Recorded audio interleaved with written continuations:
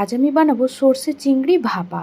চলো তোমরা রেসিপিটা দেখতে থাকো। আমি নিয়েছি হলুদ সর্ষে এবং কালো সর্ষে, দু রকম সর্ষে দিয়েই করছি। তারপরে নিয়েছি পোস্ত, জিরে, কাঁচা লঙ্কা, একটু হলুদ গুঁড়ো, একটু লবণ, আর যেই বাটিতে ভাপা বানানো হবে সেটা বাটিটায় সর্ষের তেল একটু বুলিয়ে নিচ্ছি। একটা ভালো করে পেস্ট বানিয়ে নিয়েছি। চিংড়ি মাছগুলো কৌটোর মধ্যে দিয়ে দেব এবং যে পেস্টটা বানিয়েছিলাম সেটাও দিয়ে দিলাম। অল্প করে একটু টক দই দিয়ে ভালো করে মাছের সঙ্গে একটা মিক্সড করে নেব। আর অবশ্যই একটু সর্ষের তেল দিয়ে মিক্সড করতে হবে। ভালো করে আমার মিক্সড হয়ে গেছে। ওপর থেকে একটু সর্ষের তেল, কাঁচা লঙ্কা দিয়ে দেবো। ওভেনে কড়াই একটা চাপিয়ে গরম জল বসাতে দিয়েছিলাম। তারপরে ওর মধ্যে কৌটোটা দিয়ে দিলাম, দিয়ে ঢাকনা দিয়ে 15 মিনিট এইভাবে রেখে দেবো। 15 মিনিট পরে ঠান্ডা হলে কৌটোটা এবার খুলবো। দেখতেই পাচ্ছ ভাপা আমার রেডি।